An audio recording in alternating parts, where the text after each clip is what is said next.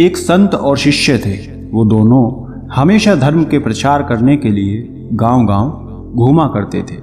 एक बार वो धर्म प्रचार के लिए किसी गांव में जाते हैं। वहां उनके पहुंचते ही बहुत जोर से वर्षा होने लगती है। वो संत और शिष्य वर्षा में भीग जाते हैं। वर्षा रुकने का नाम नहीं लेती।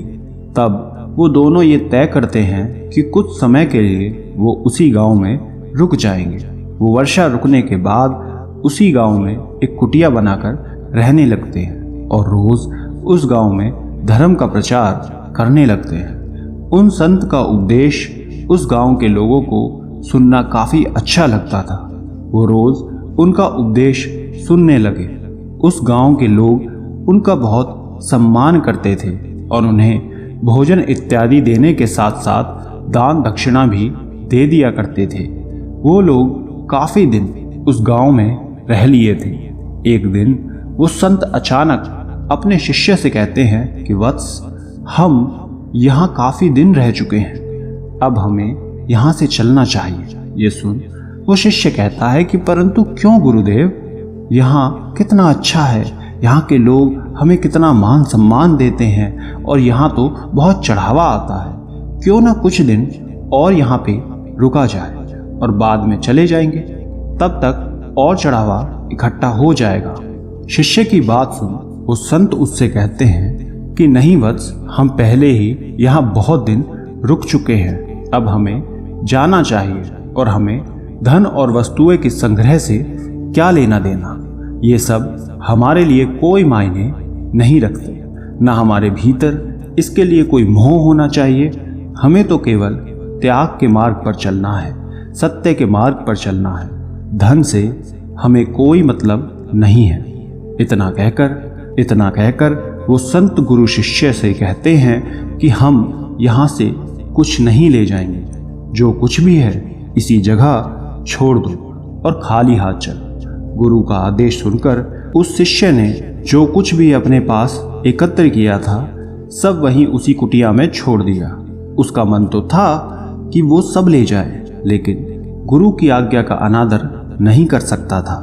परंतु फिर भी जाते जाते उसने गुरु से छुपकर कुछ सिक्के अपनी झोली में रख लिए। आगे जाते ही उन्हें मार्ग में एक नदी मिलती है।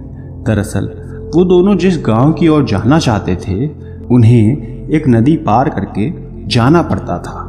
जब वो नदी के तट पर पहुंचे तो वहां पे एक नाव वाला उपस्थित था। उस नाव वाले ने संत से कहा कि यदि आप इस नदी को पार करना चाहते हैं तो मैं करवा सकता हूँ, लेकिन नदी पार करने के लिए 2 रुपये लेता हूँ। आप लोग साधु महात्मा हैं, इसलिए आपसे 1-1 रुपया ही लूँगा और नदी पार करवा दूंगा। उन संत शिष्य के पास पैसे नहीं थे, इसलिए उन्होंने उस नाविक से कुछ नहीं कहा और वहीं पर आसन लगाकर बैठ गए।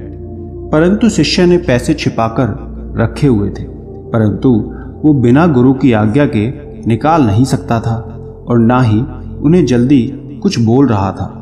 उसे डर था कि कहीं गुरुदेव उसे डांटे ना, और इसलिए उसने वो सिक्के नहीं दिए और वो भी गुरु जी के साथ बैठ गया, ये देखने के लिए कि बिन पैसे गुरुदेव कैसे नदी पार करेंगे।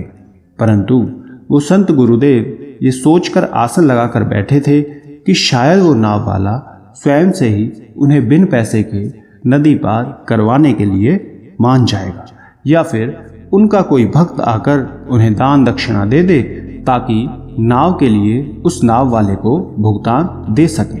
परंतु ना तो कोई भक्त आता और ना ही अब तक नाव वाले ने कुछ कहा था। संत और शिष्य को उस नदी के तट पर बैठे बैठे शाम हो गई। वो प्रतीक्षा करते रहे कि शायद कोई सहायता मिल जाए, लेकिन गुरुजी का ना तो कोई शिष्य आया और ना ही नाव वाला बिना पैसे के नदी पार करवाने के लिए राजी हुआ। अंधेरा होने लगा था, लेकिन वो अब तक बैठे ही हुए थे।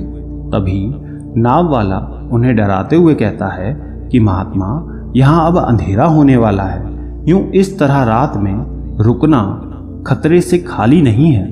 आप लोगों को यहाँ नहीं रुकना चाहिए।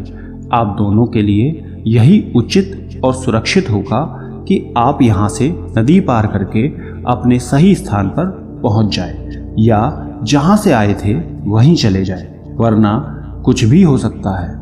मैं भी रात में अपनी नाव लेके यहाँ से लौट जाऊँगा।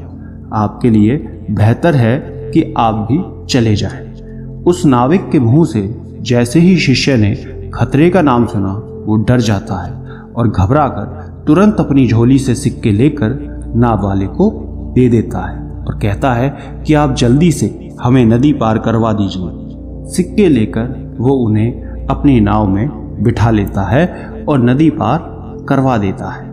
नदी पार करने के बाद संत गुरु शिष्य से पूछते हैं कि तुमने गांव का चढ़ावा क्यों ले लिया? मैंने तुम्हें सब कुछ छोड़ देने के लिए कहा था, फिर भी तुमने मेरी बात नहीं सुनी, क्यों?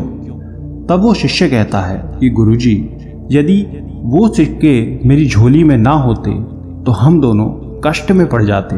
रात का समय था, कुछ भी हो सकता था। इन्हीं सिक्कों ने हमारी रक्षा की है। शिष्य की बात सुन संत मुस्कुराने लगते हैं और कहते हैं कि वत्स, जब तक ये सिक्के तुम्हारी झोली में थे तब तक हम कष्ट में ही थे, और जैसे ही तुमने उन्हें बाहर निकाला हमारा काम बन गया। यही मैं तुम्हें समझा रहा था कि त्याग में ही सुख है। तुमने सिक्कों का त्याग कर दिया, उसका परिणाम तुम्हारे सामने है।